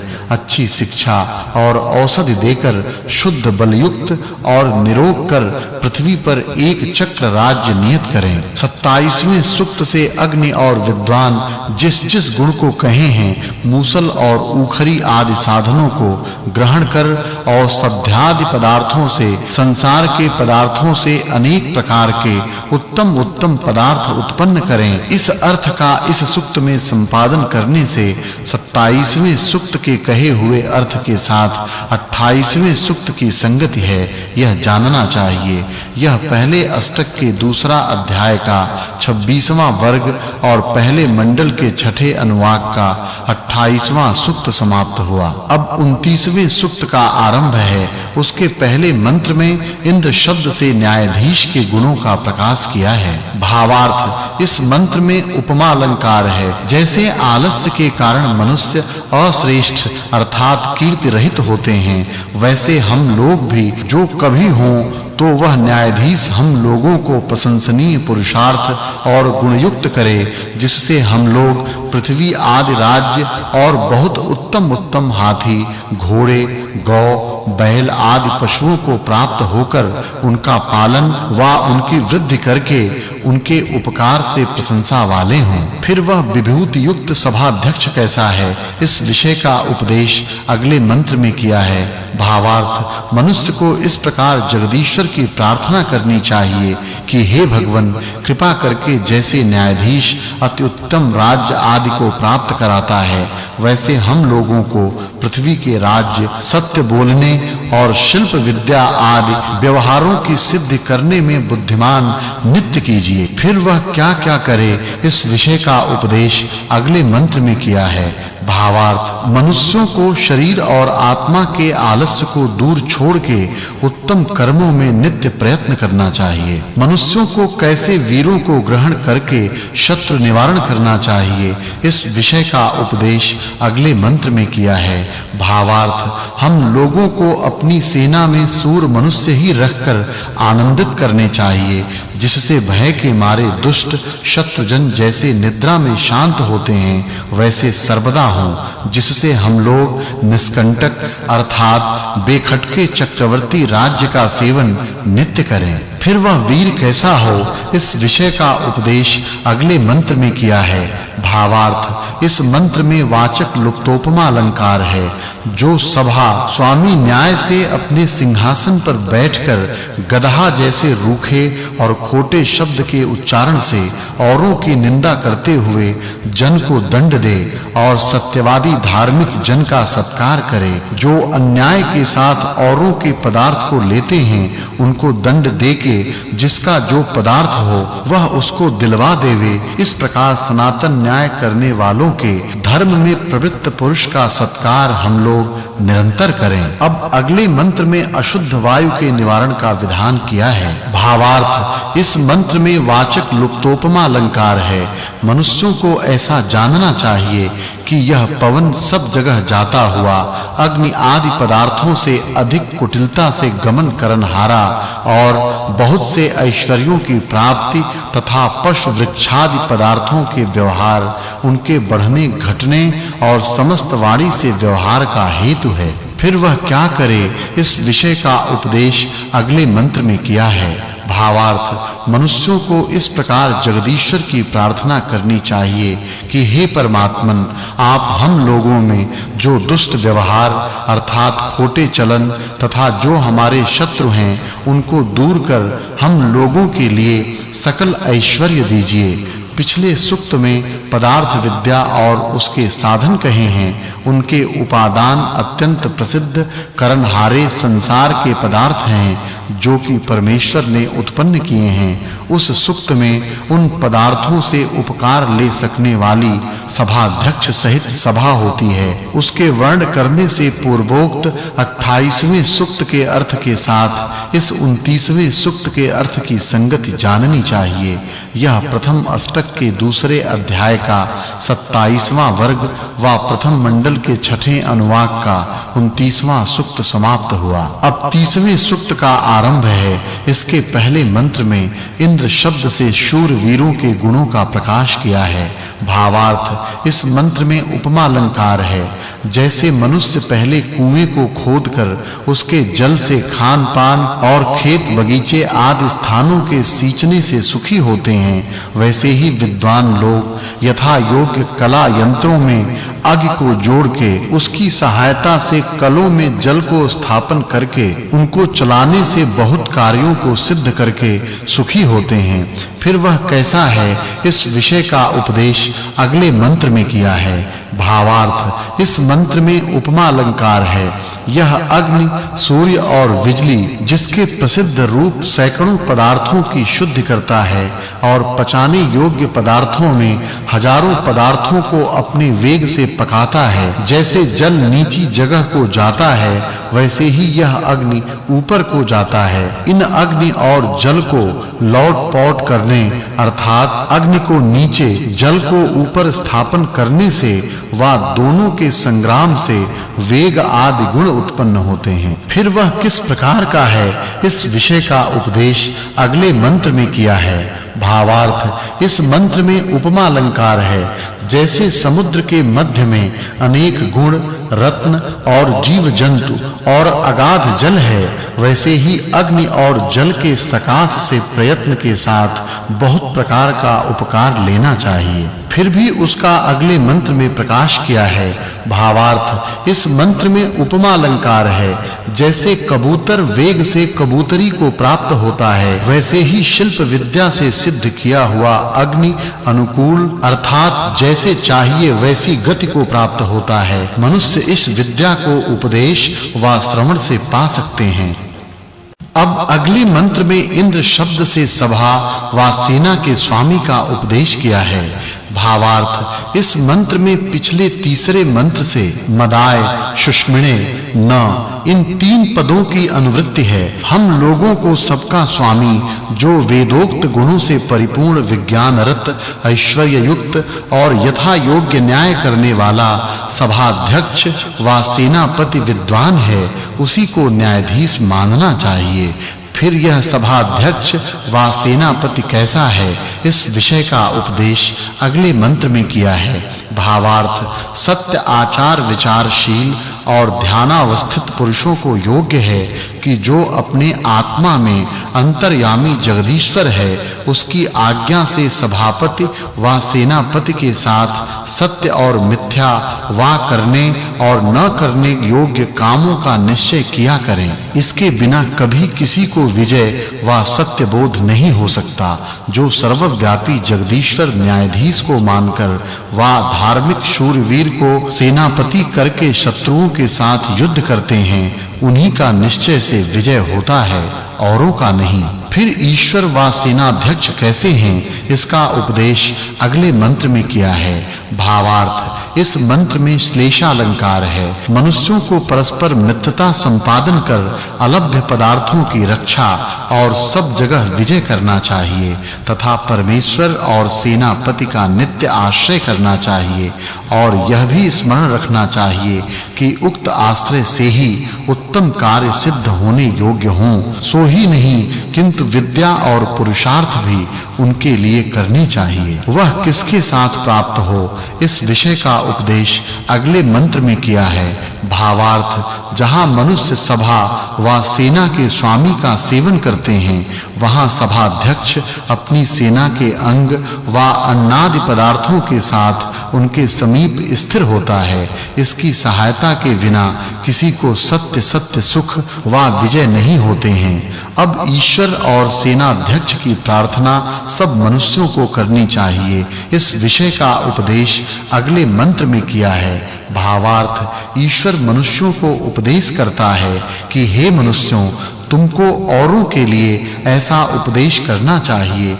कि जो अनादि कारण से अनेक प्रकार के कार्यों को उत्पन्न करता है तथा जिसकी उपासना पहले विद्वानों ने की व अब करते और अगले करेंगे, उसी की उपासना नित्य करनी चाहिए। इस मंत्र में ऐसा विषय है कि कोई किसी से पूछे कि तुम किसकी उपासना करते हो, उसके लिए ऐसा उत्तर देवे कि जिसकी तुम्हारे पिता व सब विद्वान जन करते तथा वेद जिस निराकार, सर्वव्यापी, सर्वशक्तिमान, अज और अनादि स्वरूप जगदीश्वर का प्रतिपादन करते हैं, उसी की उपासना मैं निरंतर करता हूँ। अब ईश्वर की प्रार्थना के विषय का उपदेश अगले मंत्र में किया है। भावार्थ, मनुष्यों को विद्वानों के समागम ही से सब जगत के रचने, सबके पूजने योग्य, सबके मित्र, सबके आधार, पिछले मंत्र से प्रतिपादित किए हुए परमेश्वर के विज्ञान व उपासना की नित्य इच्छा करनी चाहिए, क्योंकि विद्वानों के उपदेश के बिना किसी को यथार्थ विशेष ज्ञान नहीं हो सकता है। फिर सभा सेनाध्यक्ष के प्राप्त होने की इच्छा करने का उपदेश अगले मंत्र में किया है। भावार्थ, इस मंत्र में श्लेषालंकार है और पूर्व मंत्र से त्वा, वयम, आ, शाश्महे इन चार पदों की अनुवृत्ति है। सब पुरुष व स्त्रियों को परस्पर मित्र भाव का वर्ताव कर व्यवहार की सिद्धि के लिए परमेश्वर की प्रार्थना व आर्य राज्य विद्या और धर्म सभा प्रयत्न के साथ सदा संपादन करनी चाहिए। अब उस सभाध्यक्ष को क्या-क्या उपदेश करने योग्य है, यह अगले मंत्र में कहा है। भावार्थ, जैसे सबका हित चाहने वाला और सकल विद्या युक्त सभा सेनाध्यक्ष निरंतर प्रजा की रक्षा करे, वैसे ही प्रजा सेना के मनुष्यों को भी उनकी रक्षा करनी चाहिए। उसमें क्या-क्या स्थापन करके सब मनुष्यों को सुखयुक्त होना चाहिए, इस विषय का उपदेश अगले मंत्र में किया है। भावार्थ, यहाँ वाचक् लुप्तोपमा अलंकार है।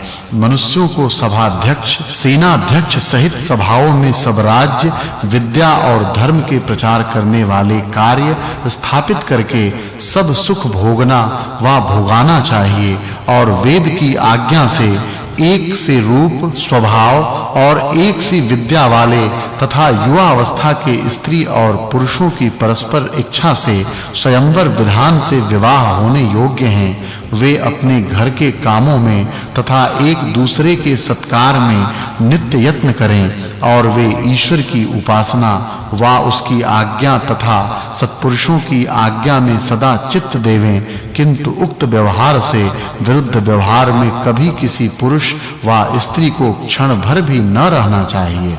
फिर वह कैसा है, इस विषय का उपदेश अगले मंत्र में किया है। भावार्थ, इस मंत्र में उपमा अलंकार और प्रीतपालंकार है। जैसे पहियों की धुरी रथ को धारण करने वाली घूमती हुई भी अपने में ही ठहरी सी रहती है और रथ को देशांतर में प्राप्त कराने वाली होती है, वैसे ही आप राज्य में व्याप्त होकर यथा योग्य नियम में रखते हो। फिर उसके सेवन से क्या फल होता है, इस विषय का उपदेश अगले मंत्र में किया है। भावार्थ, इस मंत्र में उपमा अलंकार है। जैसे विद्वानों का सेवन विद्यार्थियों के अभिष्ट अर्थात उनकी इच्छा के अनुकूल कामों को पूरा करता है, वैसे परमेश्वर का सेवन धार्मिक सज्जन मनुष्यों का अभिष्ट पूरा करता है।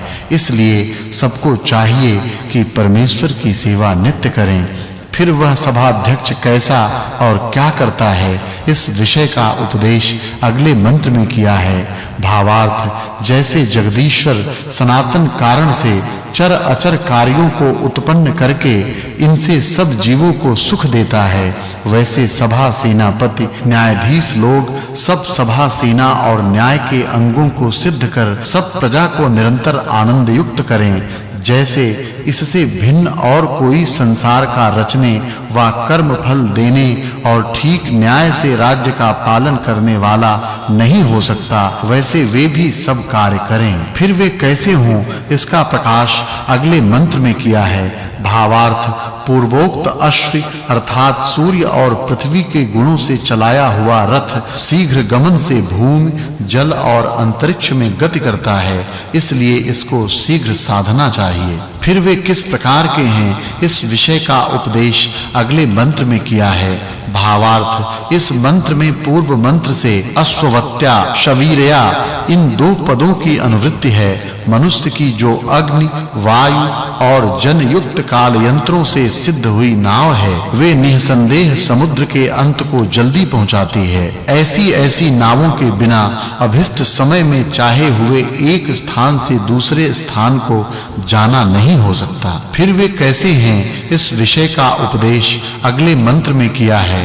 भावार्थ, शिल्प विद्वानों के योग्य है कि जो शीघ्र आने जाने के लिए रथ बनाना चाहें तो उसके आगे एक काल यंत्र युक्त चक्र तथा सब कलाओं से घूमने के लिए दूसरा चक्र नीचे भाग में रच के उसमें यंत्र के साथ जल और अग्नि आदि पदार्थों का प्रयोग करें। इस प्रकार रचे हुए यान भार सहित शिल्प विद्वान लोगों को भूमि, समुद्र और अंतरिक्ष मार्ग से सुख पूर्वक देशांतर को प्राप्त कराते हैं। अब इस विद्या के उपयोग करने वाले प्रातः काल का उपदेश अगले मंत्र में किया है। भावार्थ, इस मंत्र में काक्वर्थ है, कौन मनुष्य इस काल की सूक्ष्म गति जो व्यर्थ खोने के अयोग्य है उसको जाने। जो पुरुषार्थ के आरंभ के आदि समय प्रातः काल है, उसके निश्चय से प्रातः काल उठकर जब तक सोने का समय न हो एक भी क्षण व्यर्थ न खोवे। इस प्रकार समय की सार्थकता को जानते हुए मनुष्य सब काल सुख भोग सकते हैं, किंतु आलस्य करने वाले नहीं। फिर वह वेला कैसी जाननी चाहिए, इस विषय का उपदेश अगले मंत्र में किया है। भावार्थ, इस मंत्र में उपमा अलंकार है। जो मनुष्य भूत, भविष्य और वर्तमान काल का यथा योग्य उपयोग लेना चाहते हैं, उनके पुरुषार्थ से समीप व दूर के कार्य सिद्ध होते हैं। इससे किसी मनुष्य को भी क्षण भर भी व्यर्थ काल न खोना चाहिए। फिर वह कैसी है, इस विषय का उपदेश अगले मंत्र में किया है। भावार्थ, जो मनुष्य काल को व्यर्थ नहीं खोते, उनका सब काल सब कामों की सिद्धि करने वाला होता है। इस मंत्र में पिछले सूक्त के अनुसंगी इंद्र, अश्वि और उषा समय के वर्णन के पहले सूक्त के अनुसंगी अर्थों के साथ इस सूक्त के अर्थ की संगति जाननी चाहिए। यह पहले अष्टक दूसरे अध्याय में 31वां वर्ग तथा पहले मंडल में छठा अनुवाक और तीसरा सूक्त समाप्त हुआ। अब 31वें सूक्त का प्रारंभ है। उसके पहले मंत्र में ईश्वर का प्रकाश किया है।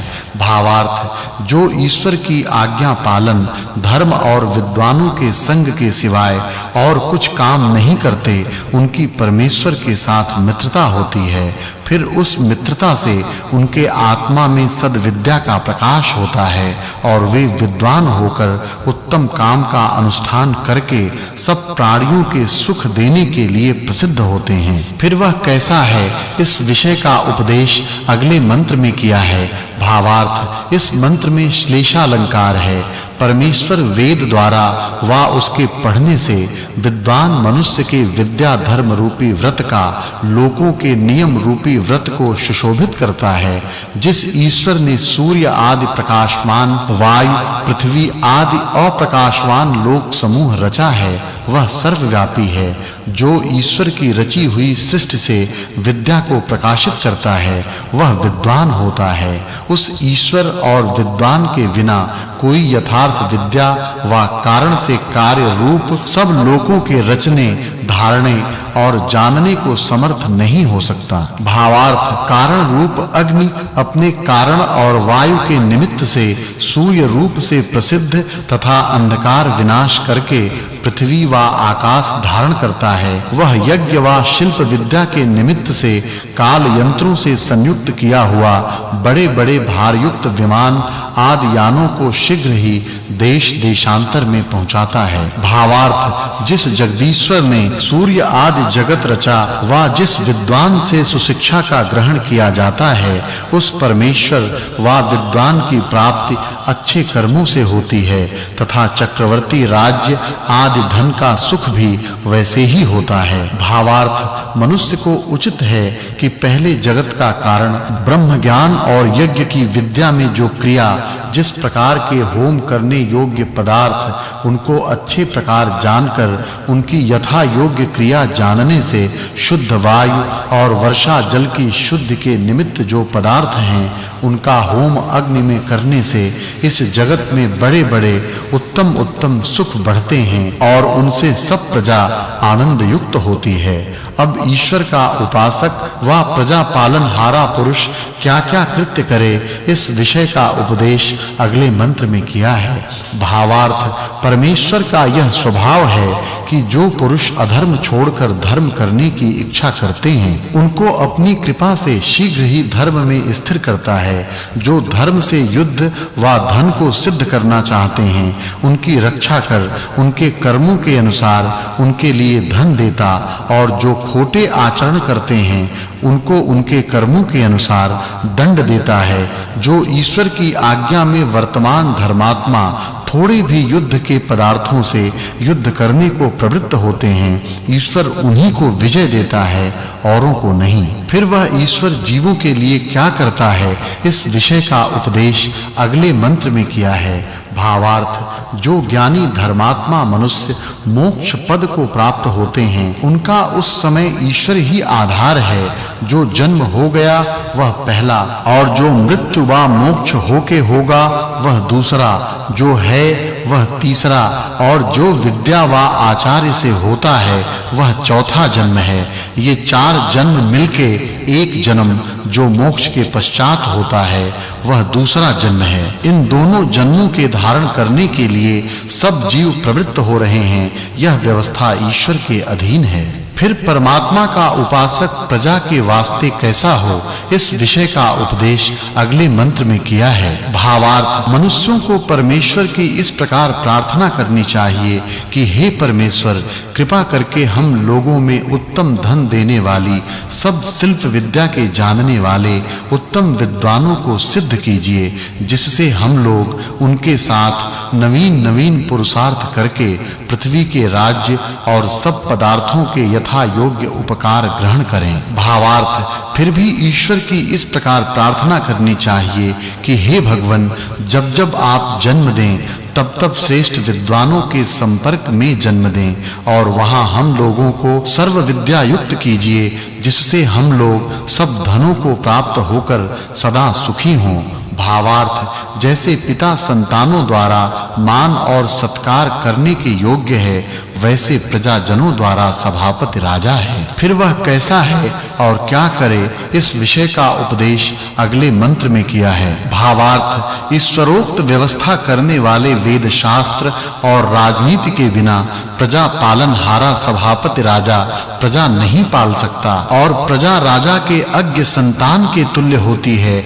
इससे सभापति राजा पुत्र के समान प्रजा को शिक्षा देवे। अगले मंत्र में भी सभापति का उपदेश किया है। भावार्थ सभापति राजा ईश्वर के जो संसार की धारण और पालना आदि गुण हैं, उनके तुल्य उत्तम गुणों से अपने राज्य के नियम में प्रवृत्त जनों की निरंतर रक्षा करे। अब अगले मंत्र से भौतिक अग्नि गुण युक्त सभा स्वामी का उपदेश किया है। भावार्थ इस मंत्र में उपमा अलंकार है।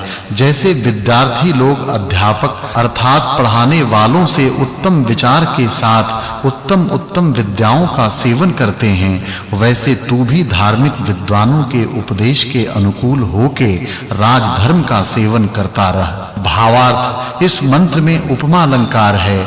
जैसे पिता अपने संतानों को पालना व उनको धन देता व शिक्षा आदि करता है, वैसे राजा सब प्रजा को धारण करने और सब जीवों को यथा योग्य धन देने से उनके कर्मों के अनुसार सुख दुख देता रहे। फिर वह क्या करता है, इस विषय का उपदेश अगले मंत्र में किया है। भावार्थ इस मंत्र में उपमा अलंकार है। जो सबके सुख करने वाले पुरुषार्थी मनुष्य यत्न के साथ यज्ञों को करते हैं, वे जैसे सूर्य सबको प्रकाशित करके सुख देता है, वैसे ही सबको सुख देने वाले होते हैं। जैसे युद्ध में प्रवृत्त हुए वीरों को शस्त्रों के घातों से बख्तर बचाता है, वैसे ही सभापति राजा और राजजन सब धार्मिक सज्जनों की सब दुखों से रक्षा करते रहें। यह पहले अष्टक के दूसरे अध्याय में 34वां वर्ग समाप्त हुआ। भावार्थ जब मनुष्य सत्य भाव से अच्छे मार्ग को प्राप्त करना चाहते हैं, तब जगदीश्वर उनको उत्तम ज्ञान का प्रकाश करने वाले विद्वानों का संग करने के लिए प्रीति और जिज्ञासा अर्थात उनके उपदेश को जानने की इच्छा उत्पन्न करता है।